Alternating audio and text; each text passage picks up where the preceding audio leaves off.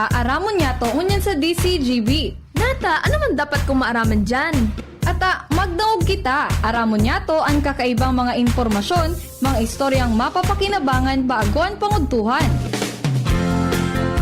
Totoo yan! Uya na ang programang Aramon Nyato digdi sa DCGB. Kaiba si Mardela, Aramon Nyato.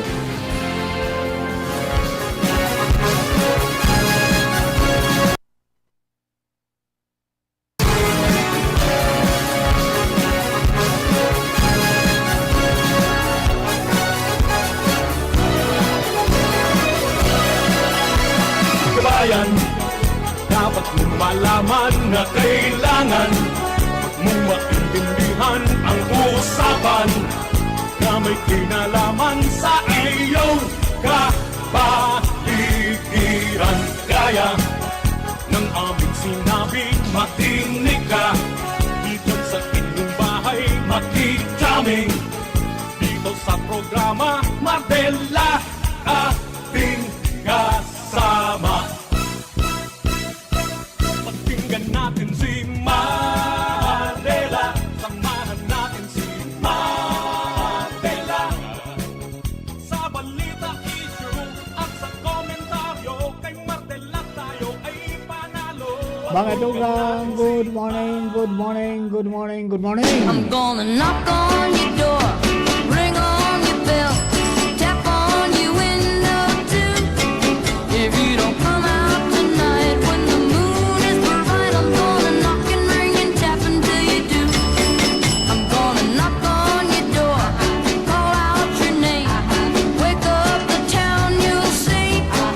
I'm gonna hoot and howl like the lovesick crowd until you say you're gonna come out with me.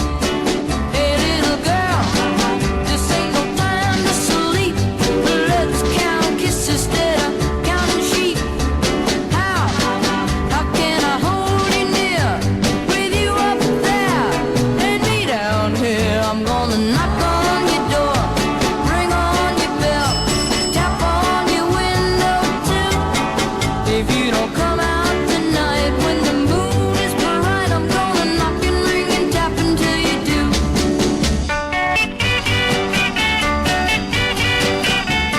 Alright, mga tugang, good morning po sa Indo ka boss. Welcome sa yung pong programa ko yan pong pagkaaga.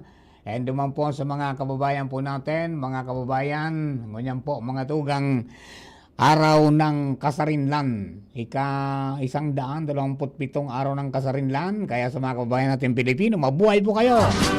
How can Mabuhay po tabi sa mga kababayan tang Pilipino. Sana po ay okay kita.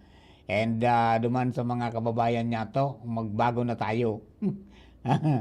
Sabi kang mga nabasa ko, paraan niyang hindi magandang magdiwang ng kasarinlan kung tayo ay imbelto sa korupsyon sa bansang ito.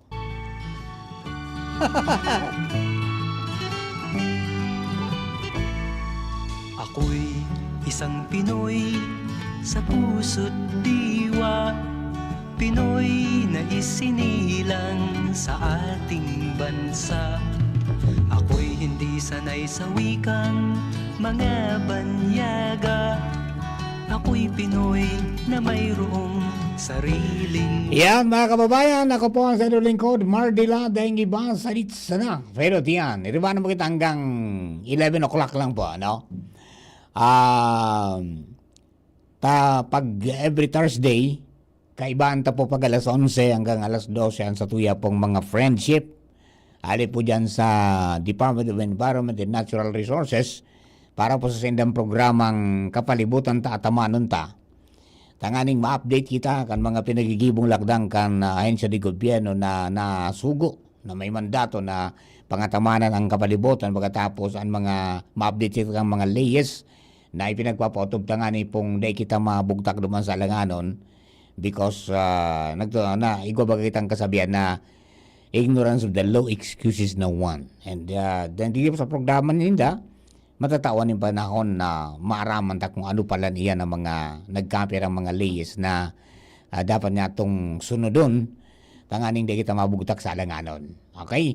Lado technical, kasabay nato dyan si Ronald Baldo, mantangyaw man sa DCGB Social Media Department. tuyang IT, si Jerome Nico Martinez. Newsroom, sina Angie, sina Jenny, si Shara, pagkatapos mga tugang si Nicole Ann Gloriani.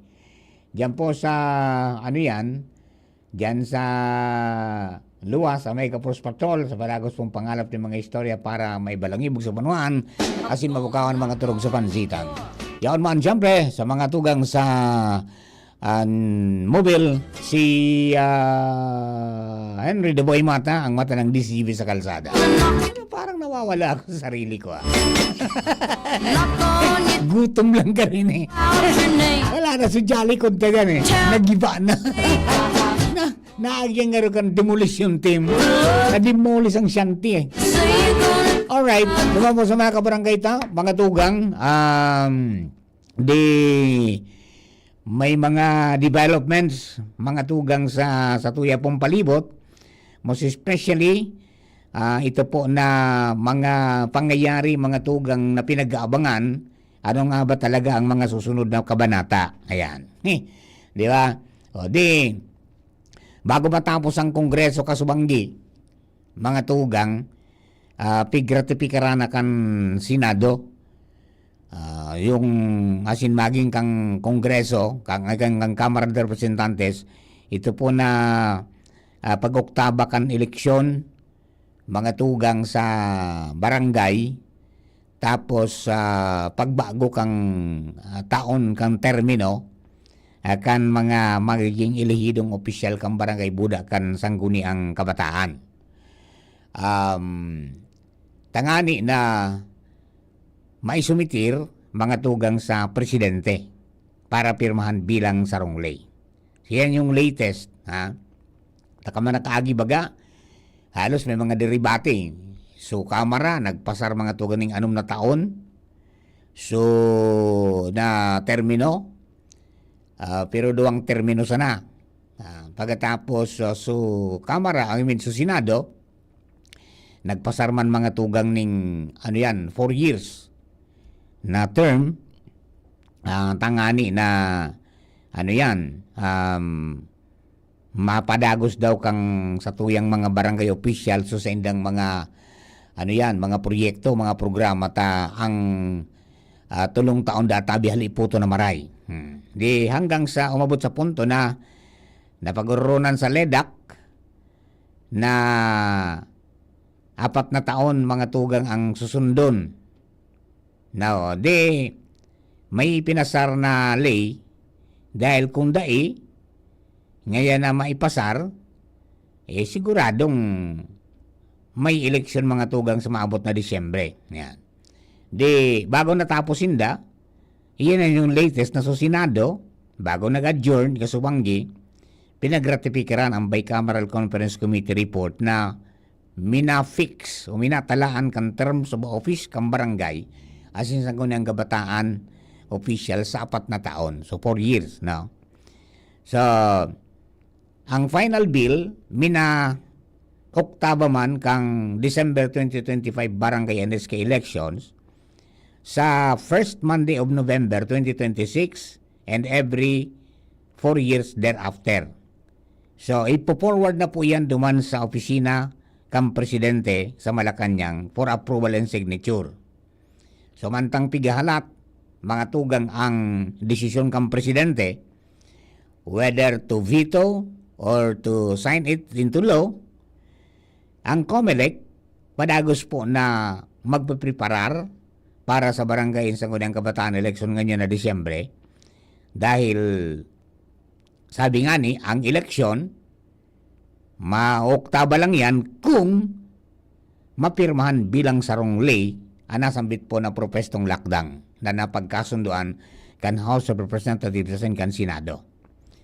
So, kung halimbawa, tugutan ng kampresidente, pirmahan, enacted into law, sigurado pong mahampang inining mga hagyak o itcha-challenge po mga tugang sa Supreme Court kan mga individual na nakikipag-argumento na ang barangay asin Sangguniang Kabataan elections, they dapat na i-postpone.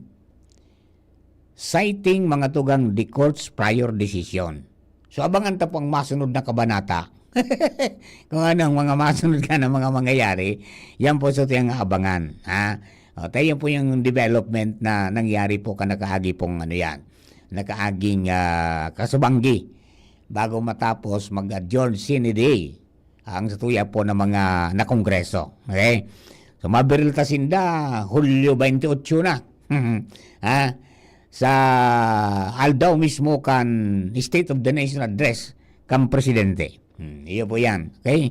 O bueno, mga tugang, oy, congratulations po sa ano yan, kay Congressman Didi Cabredo. And siyempre sa mga farmers diyan po sa ano yan, sa 3rd District. Dahil kung narunduan po nito, January garo ito, kung di ako nasasala, nagbisita mismo ang grupo, sina Congressman Didi, yung DPWH, asin ang NIA, tapos yung Irrigators Association, officers, so barangay captain na si Raul Serio Cambusak, asin si Rick Berina kang Marayag Libon. Duman mismo sa site kung saan nagkagaraba so diki, kan Typhoon Christine, and kay puhan na mairahay tulos mga tugang para matipon sa tubig para matawan ng irigasyon sumaabot sa 825 hektarya kan Paroy o rice lands dyan po sa Tulong Banwaan, Uwas, Pulangi, and Libon. Ayan ang pinagmamarkang bagang mga rice granary. Okay, dyan po sa 3rd District. So, anong nangyari, naging matrayumpuman mga tugang so mga pinaggibong lakdang pagi kitong napag-urulayan na ipaabot mga tugang sa ano yan, sa DPWH, talaga pilar si Congressman Didi Duman, na kay Secretary Manuel Bunuan na ano yan, magkaigwaning madalian na implementasyon kang proyekto, tangani na mapadali man ang pagrestorar kan agricultural activities asin matabangan sa mga paraoma na makabuelta sa indang trabaho asin siyempre makapag-contribute ultimately sa kamautan ka nasyon na magkaigwaning food security. So may naialokar na 140 million na budget sa fiscal year 2025 General Appropriations Act. Now, so good news dahil matapos na maalukaran mga tugang, ang sabi kang Lunes nakareceive ning surat mga tugang si Congressman Didi hali sa DPWH Regional Director na si Virilio Eduarte na pinagdirihira na ang DPWH Albay 3rd District Engineering Office na i-facilitate ang immediate implementation kang proyekto. So ang sabi ni Kong Didi, ngaya da kulang step ini, da kulang lakdang forward para po sa mga paraumatasin. Ito po na shared goal na ma-achieve o makamtan ang food security and agricultural recovery sa 3rd District ang Albay. So, minapasalamat po mga tugang ang kongresista sa partners sa DPWH, sa NIA o National Irrigation Administration na sinsagabos na padagos na nakisumaro sa indang kamautan na magkaigoning mas masaganang bukas. Ayan po tabi adi. So, iyan, ligasiya na tunay na masasabi niya itong nawalat ni Congressman Didi dahil ugali po baga ni Congressman na day pagturugan ng anuman mga tugang na mga kagadan kan mga kababayan lalo kang paraoma talagang diduman niya.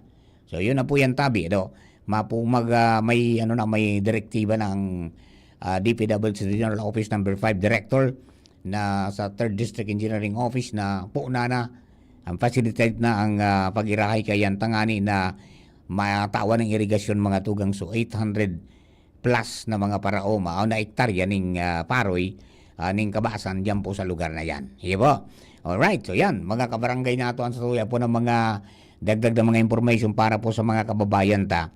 And now, sa iba po niya itong mga istorya, o di padagos, bakasyon mo yan. Regular holiday. Para po duman sa mga kababayan ta. Kaya sa mga nag-opisina sa gobyerno, sin sa pribado, except us, may bakasyon grande ka mo. Di ba? Bakasyon ka mo. At ano yan, iyan po ang pinagtalahan kanli. Okay? And may ano yan, may kunyan, may sabi nga ni pag kasuguan na magpairing alo, tanganing mag-obserbar mga tugang kay ni na pigapod niya tong araw ng kasarinlan, Independence Day. And salamaton sa mga ninuno ta na nagipaglaban para makamtan ng demokrasya. Kaya nga ni sa mga pahayag kang presidente kang Pilipinas, pahayag ni Gibo Teodoro na dayda pagsayangon mga tugang itong mga pinagsipunan, itong mga nagapabulos nin daplos, nin dugo, asin nagbuwis nin buhay para lang makamtan ng kasarinlan.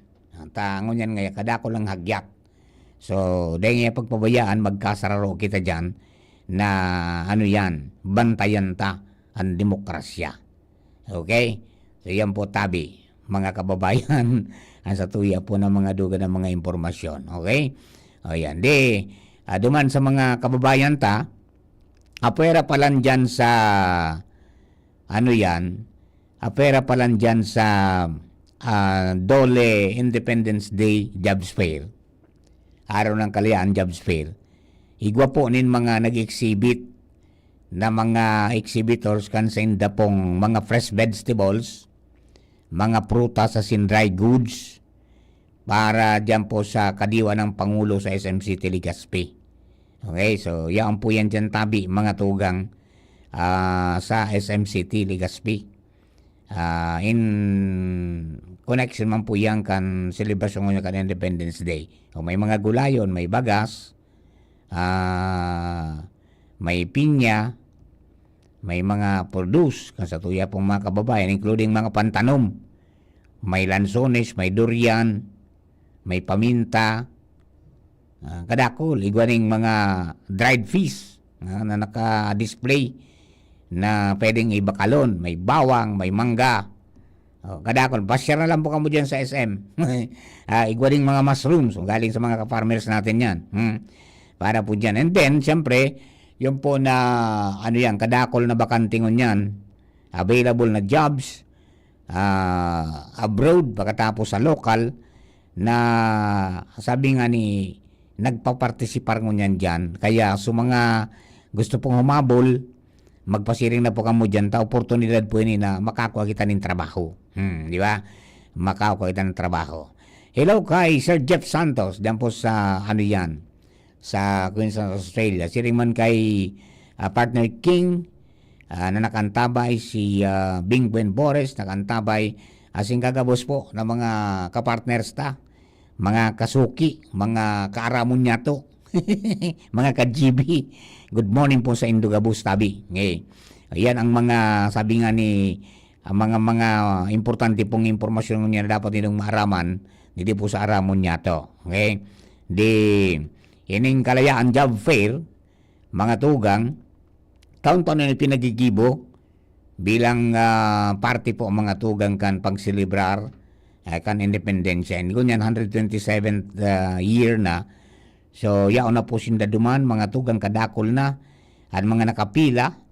And sabi tayo, magpreparar ka mo ng dakol na mga resume. Tanganing araplay ng araplay yun hindi dyan. Tanganing kung arin dyan ano yan, makurso na lang ka kan employer, di baka ma-hard on the spot ka pa. Basta, ang kay Puan sa naman na aramon mo kung iyo ba talaga yan ang feel mong job. Diya, iba talaga yan ang feel mo na trabaho. Dahil mahirap mga tugang na pumasok ka sa isang bagay na sabi nga ni kaya ni bako mo palang type, dahil mo palang kursunada talaga, naguyod ka sa nakan mga pag-iriba mo. You will never be happy and you will never succeed mga tugang sa ganyan. Di ba? Kaya yan minsan may maobserbaran ka, mga tugang na mga empleyado ng mga kumpanya, pati na sa gobyerno na garo bibarablo yan. Dahil ko maninda talagang ano yan, kursunada sa trabaho, napiritan sana. Igwala mga yung pagkakitaan. Pero as far as yung, sabi nga ni, yung output, as in maging parte kan sa iyang success sa buhay, di man niya tulos na achieve because bako na nga ni kursunada. Iyo, yan, sa mga naghahanap ng trabaho, siguro po nito na yung applyan nindo, ay yan talagang gusto nindo maging trabaho. Kasi pag nagkatrabaho ka na, you must enjoy mga tugang di itong napili nindo na trabaho. Ayan, tanganing maging maugma ka. Ha? Ayan po, tabi, adi. May mga ano yan, may mga trabaho na kinakaipuan and then mga may problema sa legal, ha? Kung may problema ka mo sa legal o mayroon po dyan so anuhan, so Integrated Bar of the Philippines Albay Chapter, may free legal and notarial services po sinda. So mga maparang notaryo, magdurumang ka mo. Tanyaan po yan dyan sinda, nagpartisipar digdi po sa ano yan, Dole, Kalayaan Job Fair. Okay? So yan po tabi. Sarong aldaw lang ini, minsan lang ini, sarong aldaw, sa sarong taon, aprobitsaran ta na po yan. Ngani na ano yan, makako kita ng trabaho, as in makatabang sa pamilya, pati na sa tuyang sadiri na makatipon-tipon lamang kasi itong pangangaipuman sa buhay. Di ba? Okay, o di, iyo po yan tabi, mga kababayan. Mamaya na, at baka kung ano, baka bumalik ako mamaya bago mag alas 12. Baka bumalik ako mamaya bago mag alas 12. At yan na po, diskutiron ining manungod sa ano yan, manungod digdi sa pagburukas kang klase, tapig bigyan yan, pig aktibar na, kan DepEd, ansa yung mga kapartners, mga tugang, in connection po dyan, sa mga dapat nag-ribon sa mga task force, di ba? Kung pwesto ka ni ibang mga ensya di gobyerno para masiguro na pagburukasan ng klase ligtas sa tuya po mga estudyante pati mga maestra including mga magurang. Yan. Sabi ni Joel Barameda nga hello nga partner para na udto pabati mang tabi kami digdi lalo na nga si Ma. Chamameng, good morning po tabi. Anong panira ta dyan? Ayan, manira dyan. And then, siyempre sa mga, ano yan, mga kapartner ta dyan sa Bakakay. Good morning, Tabi, kay classmate, Noel Bismonte. No rin kita meet makanta. Magbusina ka sana ta. I-prepare ko ining busis kong ini para sa imo. Ang yari. Ang bug ka ngayon.